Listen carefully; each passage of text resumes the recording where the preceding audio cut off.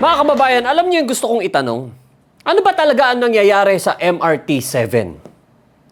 Train project ba ito? O pamana sa magiging apo sa tuhod? At mula sa Commonwealth, kamustahin natin ang status ng MRT-7 mula sa ating correspondent na si Hybrid. Hybrid, pasok! Jack, nandito ka sa Commonwealth. Kamusta ka? Yes, finally! Sana hindi ka mabangga. Hybrid, kamusta na ang sitwasyon ng MRT-7 at kailan matatapos ang tren na yan? Malapit na. Salamat, Hybrid. Huwag ka sana talagang Nabangga ba? Jack, babalikan ka namin ha. Wait lang. Jack, okay lang siya. Nakatapak lang ng konting tae.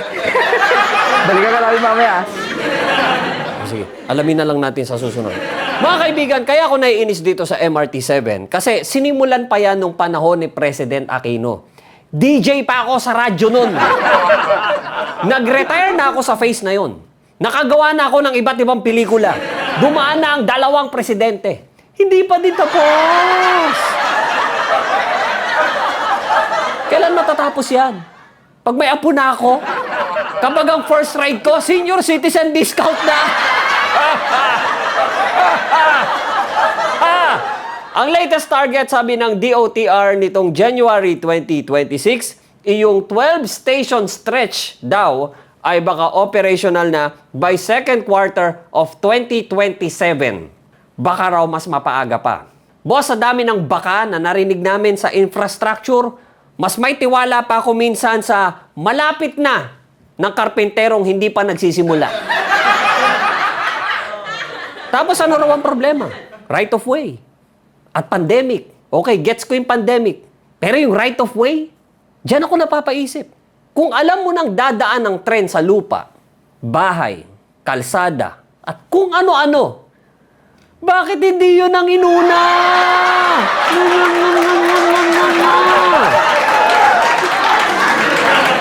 Parang nagplano ka magpakasal, nagpagawa ka ng prenup video, nag-order ka ng lechon, nag-book ka ng host, tapos tsaka mo lang malalaman na wala ka palang venue.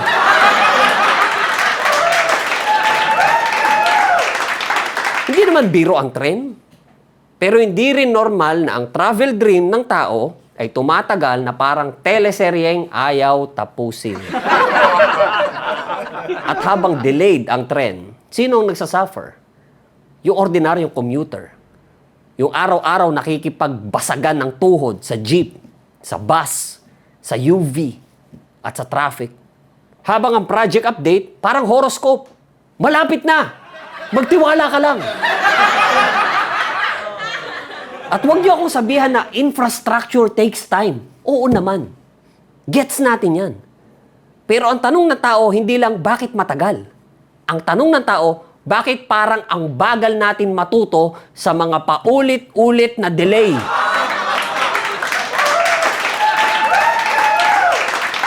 At dito pumapasok ang mas malalim na inis ng bayan. Kasi hindi lang MRT-7 ang kwento rito. Flood control, common station, at kung ano-ano pang project. Madalas saka lang magigising ang sistema kapag may problema na, may hearing na, may expose na, may bahana, may perwisyo na. Yeah! Huwag mo na. Real talk lang. Hindi hiling ng Pilipino ang perpektong gobyerno. Ang hiling lang niya, kung alam mo ang problema, unahan mo na. Huwag yung pagkatapos ng 10 taon, ang update mo pa rin ay inaayos pa natin. Boss, trend yan. Hindi thesis.